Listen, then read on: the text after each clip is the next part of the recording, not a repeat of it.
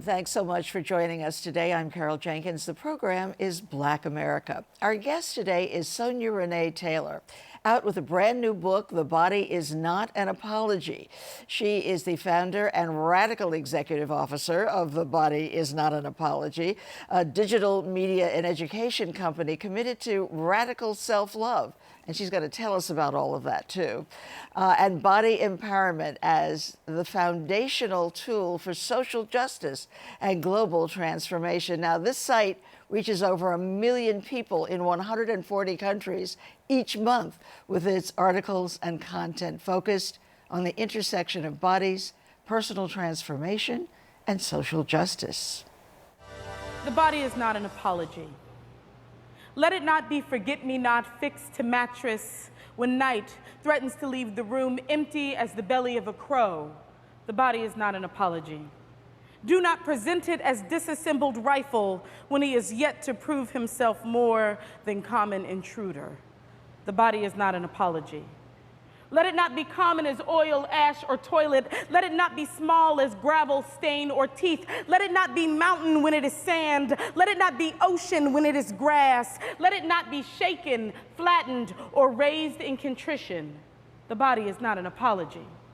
Do not present the body as communion, confession. Do not ask for it to be pardoned as criminal. The body is not a crime, is not a gun, is not a lost set of keys, a wrong number dialed. It is not the orange burst of blood to shame white dresses. The body is not an apology. It is not the unintended granule of bone beneath will. The body is not kill, is not unkempt car, is not a forgotten appointment. Do not speak it vulgar. The body is not soiled, is not filth to be forgiven. The body is not an apology. It is not a father's backhand. It's not mother's dinner late again, wrecked jaw howl. It is not the drunken sorcery of contorting steel round tree. The body is not calamity. The body is not a math test. The body is not a wrong answer. The body is not a failed class. You are not failing. The body is not an apology. It is not a cavity. It's not a hole to be filled, to be yanked out. It's not a broken thing to be mended, be tossed. The body is not prison, is not sentence to be served, is not pavement, is not prayer. Do not give the body as gift, only receive it as such. The body is not to be prayed for, is to be prayed to. So, for the evermore tortile 10th grade knows, hallelujah. For the shower song throat that crackles like a grandfather's Victrola. Hallelujah. For the spine that never healed. For the lambent heart that didn't either. Hallelujah. For the sloping pulp of back, hip, belly. Hosanna for the errant hairs that rove the face like a pack of wild wolves. Hosanna for the parts we have endeavored to excise. Blessed be the cancer, the palsy, the womb that opens like a trap door. Praise the body in its blackjack magic, even in this, for the razor wire mouth, for the sweet God ribbon within it, praise, for the mistake that never was, praise, for the bend, twist, fall, and rise again, for the raising like an obstinate Christ, for the salvation of a body that will bend like a baptismal bowl, for those who will worship at the lip of this sanctuary. Praise the body, for the body is not an apology. The body is deity. The body is God. The body is God. The only righteous love that will never need repent. Woo, woo. Well, thanks for coming, Sonya Renee. I mean, I think you said it all there. Yeah, thank you. Thanks for having me. That's it. That's it. I mean, that is just fabulous. And we should, of course, say that you were a champion slam poetess, goddess of the world, really. You know, tell us about that, how you got that ability to tell a story like that.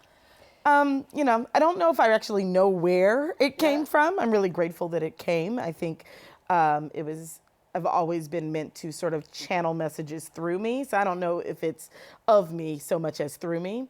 But I got started in slam in like 2003. So it's early. Yeah, yeah. And I didn't mean to be a slam poet. It all happened very accidentally. I was working in the nonprofit world, and there was a spoken word organization doing a benefit for my organization. And my boss said, anybody want to write poems for this thing? And I was a secret poet. And so I'd been writing things in my journal. And I was like, okay, I'm going to do it. I'm going to write 2 pieces for this event. And I went that night and I got on the stage with my paper shaking in my hands. I was terrified. And I read these poems and something transformed inside of me. It was such a magical night. And afterwards, people were like, hey, is there a place? Is that published someplace? And I was like, I don't know what you're talking about. Wow. I just wrote this. And then I found Poetry Slam about a month later and ended up winning the national title. Well, yeah, thank goodness you were discovered for your words. The Body is Not an Apology, the name of your new book, and I just enjoyed this so much. I was telling you that as I was reading it, and you were asking, what is radical love? And I'd said, well, and then you would say, no, that's not it. And I'd say, well, what about, to myself? And you'd say, no, that's not it. So talk to us a little bit about radical love, because you're talking about us accepting ourselves. And before we started taping, I went through like a half a dozen self-deprecating things, and you said, not here. Yeah, I'm pretty notorious for that. Pretty much everyone's like, all right, I have to be really nice to myself when I'm around Sonya. Right, exactly. Which I love. I was like, I love that kind of superpower. Yeah, I really talk about radical self-love in the book as the foundation of how it is that we make the world we say we want. And I'm really clear that it isn't self-esteem and it isn't self-confidence and that it isn't even really just self-acceptance. And the reason that it isn't those things is because those things are very individual notions, right? And they're often externally determined. Whether or not my confidence is high often depends on whether or not I feel cute in my outfit. Did someone affirm me in something that I did? They move and they fluctuate. Radical self-love doesn't actually fluctuate because it's our internal sense of self. It's how we arrived on the planet. You've never seen a self-loathing 2-year-old. You've never seen a 2-year-old who's like, I just hate my thighs, I don't understand, right? Like, it's never gonna happen. Right. Because we come here in love with our bodies, no matter what they look like, no matter how they operate or move. And we are taught by an outside world that somehow something about us is wrong. But as you say in the book, we're taught pretty early. Very early. So maybe not 2, but by the time 7 comes around. Oh, right? yeah. Usually by the time 4. Like, once we start interacting with media, once we start watching television, once we start being able to sort of understand the messages that our parents are passing forth, which are messages that they got about their bodies and that were passed on from their parents, right? And so we start learning really quickly that something is wrong. But that's not how we came here, right? And so the work of radical self-love is how do we move those obstructions that are keeping us from living into knowing that we are already divine just as we are. We are divine just as we are. Just as we are. It's a mantra. Gonna get up in the morning and say that. Exactly. We are divine. I was so moved by the story of your mother and her body and of how, you related to that. Talk to us a little bit. It's really poetry. Yeah. I opened the book with a poem dedicated to my mother who passed in 2012, and I describe her as my first and most enduring representation of radical love. And there was a way that my mother learned how to be in her body that always made her body just this magical, beautiful thing. And it would be things that society would say are not okay, right? My mother had a cesarean section with both of her children, and so she had scars on her belly and she had stretch marks. And I thought her belly was wondrous. I thought it was so beautiful and yummy. I describe it as spreading like a cake batter in a pan. Right. And I loved her body, and there was something about the way that she just allowed her body to be that really planted a seed inside of me that I think is foundational to the work I ended up doing. Right. And now you're California, you say now you're California and New Zealand based. And New Zealand based. You have a fellowship in New Zealand. Talk to us about that trajectory from California to winning all of these awards and living part-time in New Zealand. So yeah, I think when I first moved to California in 2013, about 4 months after my mother died, part of the work for me was I really felt like I needed to be in rich soil, something that was going to help me grow into whatever was next for me. And California really proved to be that. I think a lot of the work that we do at The Body Is Not an Apology as a company, and the work that I talk about in the book, is really about the intersection of race and gender and class and age and sexuality. And those things really, my understanding of those connections grew in California. And then I was in New Zealand for my birthday. I decided to gift myself a trip to New Zealand.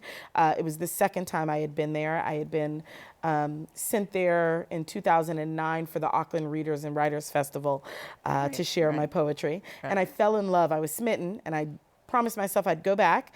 And so in 2016, I went back for my 40th birthday. And part of me was... This is self-love, right? Yes, absolutely, an act of self-love. Absolutely. I was like, you know what? I want to give myself something really beautiful. And this was the trip I decided to give myself. And the day I got there, I ended up being invited randomly to a person's birthday party who was part of the selection committee or the recruitment committee for this new fellowship for social impact entrepreneurs working on issues that would have global impact to solving major global issues. And she introduced me to the Edmund Hillary Fellowship. Right. I decided to apply. So it is a global problem. Your followers are everywhere in the world. Yes. Finding solace in the inspiration that you give them. I want to play a little bit of your TED Talk. Okay. And then we'll talk more on the other side of that. Great talk. As we learn to make peace with our bodies and make peace with other people's bodies, we create an opening for creating a more just and equitable world. Every time you call truce with your body, you interrupt a system of violence and power that profits off of your self-hate. Every time you interrogate the beliefs and biases that you have about other bodies, you interrupt a system that profits off of the way that you feel about other bodies and the systems of comparison that we live in. Our relationship with our bodies is our access to a more just and equitable world. Our relationship with other people's bodies is how we bend the box towards justice. So I love this idea of peace, of just like, let's just have peace, please, stop it all. So how did you come to that? Did you, the realization that that's the kernel of it, it's like, no more war. No more war. Well, one of the things that I think about and I talk about in the book under our 10 tools to radical self-love, these sort of practical everyday ways that we get to move closer towards our inherent selves. I talk about this idea of your body is not the enemy. And the notion that if we've decided that our bodies are the enemy, then what we've decided is that we have bound ourselves in relationship to something that we will have to fight forever. And if you've decided to make war with your body, then you really have decided to never have peace. And who wants to live in a world without peace? Who wants to live in an internal landscape without peace? And so much of the work of radical self-love is recognizing that we didn't give ourselves these messages. Someone else gave them to us, and we don't have to keep them. We don't have to keep up the war inside of ourselves. So you've gotten some already good praise from Alicia Garza, one of the founders of Black Lives Matters. The Body Is Not an Apology is a gift, a blessing, a prayer, a reminder, a sacred text, and Eve Ensler singing your praises too is a radical, merciful, transformational book that will give you deep insights, inspiration, and concrete tools for launching the revolution. Okay, so it's a revolution. Absolutely. Well, I looked at one of your videos where you're talking about the top 10 things that you have to do, and the first one is get rid of the junk. Yeah, dump the junk. We pay people money to tell us bad things about ourselves, which I think is the most fascinating thing. It's like, take my $8 and then tell me why I need to lose weight and I'm never going to date Brad Pitt and why. I'm like, that might be a good thing. Right. Well, yeah, I'm fine with not dating Brad Pitt. Okay. But yeah, these messages that somehow we're deficient, and we pay people to tell us we're deficient every single day.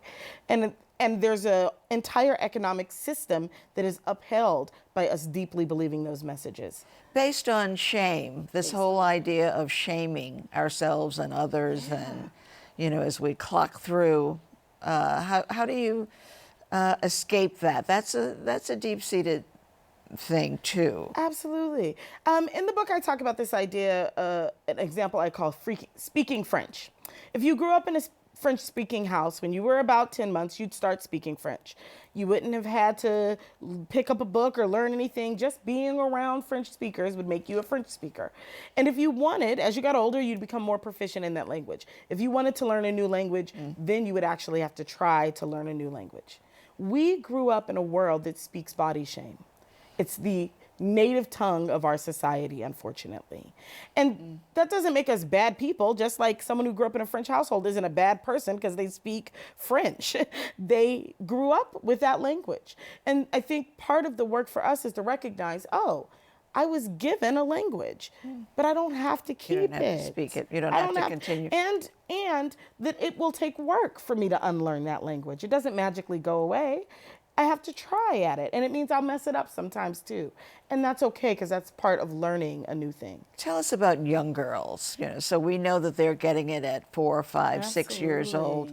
What do we do to counter that as parents, grandparents? Totally. I think that the work with young people is to really raise them to be critical thinkers, to question everything, which I know parents are like, I'm really tired of my kid asking me all these questions, but it's an amazing skill. We want kids that absolutely interrogate what it is that they hear.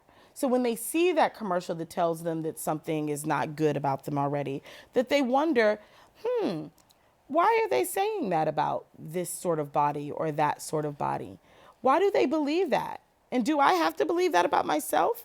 And so that's number one. And then piece number 2 is always having counter images, things that kids can see that reflect them. It's one of the reasons why Black Panther, I think, is so powerful right now as a film, is because kids can look at it and say, I see me as a hero, as a queen, as, the person who fights the villains. Or there is a power in representation. And I think questioning and having ample options of representation is really how we help kids. Yeah, I was very moved too by your description of how you came to, the body is not an apology, the young woman that you were trying to help in that instance, who was disabled and had gotten herself, so she thought, pregnant. Tell us a little bit about that. So I was in a conversation with a friend who was on my poetry slam team at that time.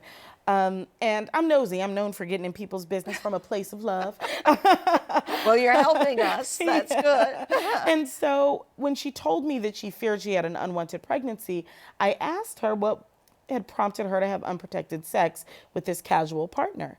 And she shared with me, and what it was just one of the most powerful moments of radical honesty and radical vulnerability that I think I've ever witnessed. She said, my disability makes it difficult for me to be sexual, and I didn't feel entitled to ask this person to use a condom. And I said to her in the conversation, without a beat, your body is not an apology.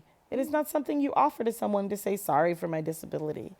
And when I said that, I really believe that words make things, right? That they create the material world. And when I said that to her, something also stuck inside of me with those words. And I knew they'd become a poem because I was a poet. And I was like, I'm going to have to write this poem, The Body's Not an Apology poem. Right. And then the book. Then the book. The book. You also describe merciless bullying that can take place. The little girl who had the bald spots in her hair because her mother had pulled the hair out tightly, Right. So that on the school bus, in the classroom, in the workplace. In the workplace, absolutely. So one of the sort of secrets that I'll give away in the book is that the story of Keisha, the little girl being teased, is actually the story of me. Oh, really? Yeah, it's the experience of my childhood bullying and the way that I carried that shame for decades until I was well into my 30s, believing that something was wrong with me, that I couldn't be beautiful because I didn't have the right kind of hair. But it was also important for me to recognize that although these messages came from these kids, they were only passing on something that someone gave to them. Right, it gives me a whole new, but you've solved it beautifully. Yeah, I was like, take it off. I love it. I love it. I said to you, one of my self-deprecating things, that if I had a better shaped head, I'd do the same thing. And I said, you already have a perfect shaped head. It's perfect for you. It's exactly perfect. It is perfect for me.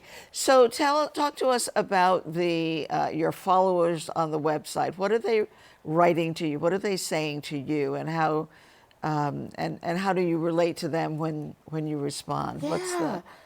Every day, I just am so blessed that I get to do this work. And I have to be really clear. I have an amazing team of human beings who do this work.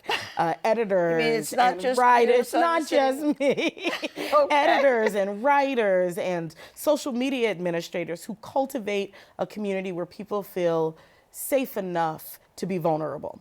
And so when folks interact with our articles, we write about everything. We write about disability, we write about sexuality, we write about the intersection of being undocumented and transgender. We talk about bodies and all the fullness that they exist.